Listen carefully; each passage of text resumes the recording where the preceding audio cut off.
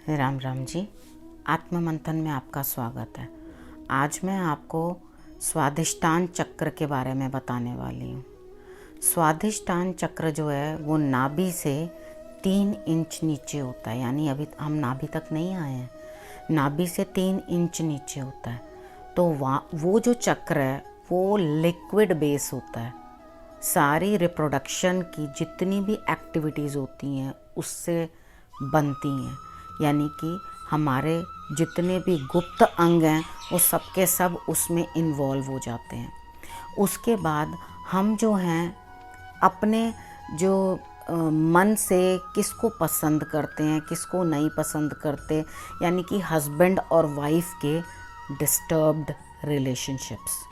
अगर आपको स्त्री के अंदर रज होती है और पुरुष के अंदर वीर्य, ठीक है, उन दोनों चीज़ों में कोई भी प्रॉब्लम है, यानी कि कोई लेडीज़ रिलेटेड प्रॉब्लम पीरियड्स में हो गई, या कंसीविंग की प्रॉब्लम हो गई, या पुरुष के अंदर पुरुषत्व की कमी हो गई, ठीक है, इन दोनों के अंदर क्योर करने के लिए ये जो हमारा चक्र है उसे एक्टिव करना ज़रूरी है।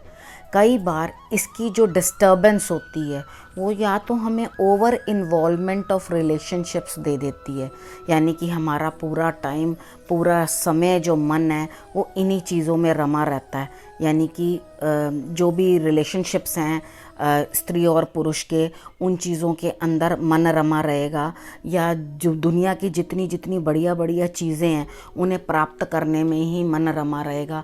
अब मैं ये ले लूँ, अब मैं वो ले लूँ, अब मैं ऐसा ले लूँ, यानी कि डिस्टर्बेंस है उस चीज़ की। अब कई बार क्या होता है कि हम जब क्या अफेक्ट है, यूं ही कई बार हम कंसीव कर लेते हैं, हमें मालूम ही नहीं होता कि हमने कंसीव कर लिया है। तो क्या होता है, वो हमारी अपनी इच्छा से आई हुई संतान नहीं होती। वो कई बार अच्छी आत्मा भी हो सकती है, कभी बुरी भी हो सकती है, वो हमें सता भी सकती है बाद में। लेकिन अगर हम मेडिटेशन करते हैं और कंसीविंग से पहले हस्बैंड वाइफ दोनों ही अपने इस चक्र को बैलेंस करते हैं। ये होता था पहले कि आप जब संतान उत्पत्ति भी करने लगते थे तो बैठकर इस चक्र को बैलेंस किया जाता था। तब उसको बैलेंस करने के बाद आपको उत्तम संतान की प्राप्ति होती थी। तो आपकी जितनी सेक्सुअल प्रॉब्लम्स भी हैं, कुछ भी हैं, जब आप बैठेंगे और इस चक्र पे काम करेंगे तो आप देखेंगे आपके अंदर एक अजीब सा ग्लो पैदा होना शुरू हो जाता है। क्योंकि इंसान जो पुरुष है या स्त्री है, कब अपना चार्म खो देते हैं, अपना ग्लो खो देते हैं, जब उनके अंदर इस चक्र के एलिमेंट्स की कमी हो जाती है। इसका एलिमेंट क्या है? इसका एलिमेंट है लिक्विड। लिक्विड्स की कमी हो जाती है बॉडी के अंदर, तो आपका फेस जो है वो भी ग्लो छोड़ देता है, आपको बिल्कुल चमक चेहरे पे रहती नहीं है। आप एक्सेस एक चीज़ के अंदर इन्वॉल्वमेंट करते जा रहे हो, वो भी गलत है, और बिल्कुल उसमें ज़ीरोलाइज होते चले जा रहे हो, तो वो भी गलत है। तो आपको एक बैलेंस बना के चलना है। तो वो बैलेंस कैसे बनेगा? जब आप इस चक्र के ऊपर मेडिटेशन करोगे। और इसका मंत्र क्या है, डिस्क्रिप्शन बॉक्स में मैं आपको इसका बड़ा वाला मंत्र बताऊंगी, लेकिन मैंने जैसे आपको बताया है कि आपने वो मंत्र नहीं बोलना।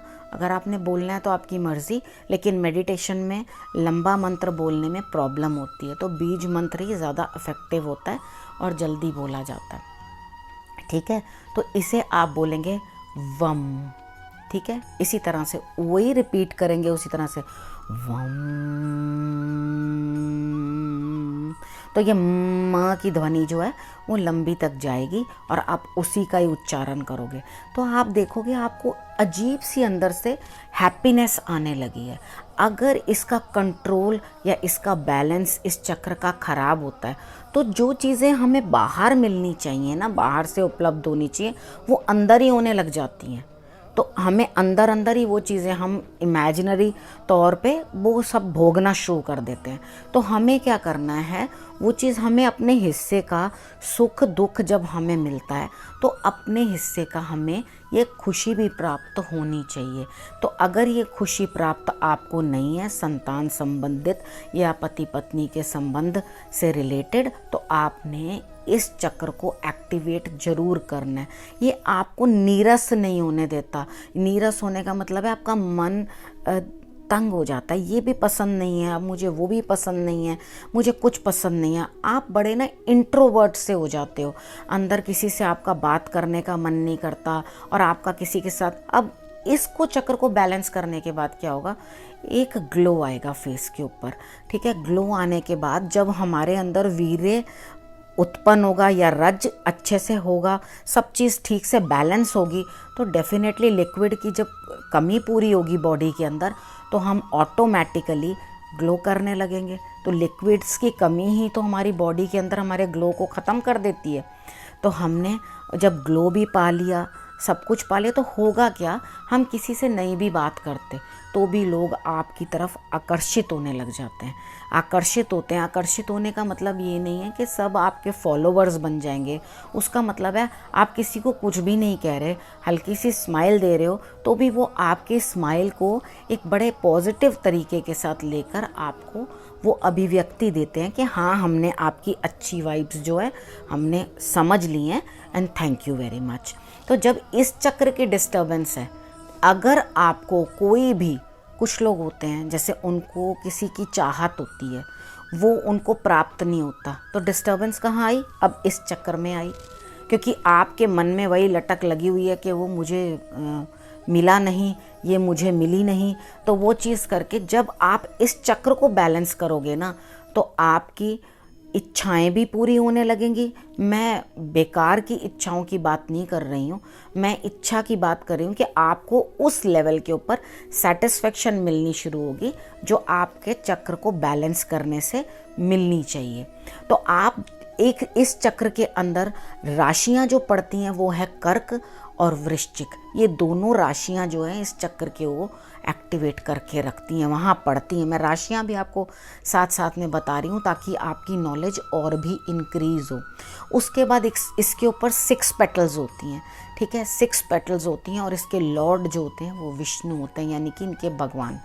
अब बीच में बैठा कौन होता है, बीच में बैठा होता है सेंटर। मैंने बताया था 6 पेटल्स के सेंटर में जब भी एक कोई फ्लावर होगा उसके बीच में भी तो कुछ गोल सी चीज़ होती है ना, आप फ्लावर को ऑब्जर्व करके देखोगे, उसी प्रकार से इसके बीच में भी होती है। तो वहाँ क्या है, मकर बैठा हुआ है। मकर क्या होता है, विष्णु जी ने जिसको बैठाया कौन है, मकर। मकर का मतलब मगरमच्छ। ठीक है, वो बैठा हुआ है। तो वो कहाँ रहता है, पानी में ही तो रहता है, वो हर टाइम पानी के अंदर ही अपने आप को डुबो के रखता है। तो आपने इस चीज़ को इस तरह से समझना है और ऐसे एक्टिव करना है। हमने हर पेटल के अकॉर्डिंग अलग अलग उसके मंत्र होते हैं और अलग अलग इफ़ेक्ट्स होते हैं हर किसी के। वो आपके गुरु बताएंगे आपको, जहाँ आप बैठेंगे और उनसे समझेंगे, वो एक एक चीज़ आपके गुरु आपको समझाएंगे। वो इस वीडियो में पॉसिबल नहीं है, मैं आपको लास्ट वीडियो में मैं बताया था।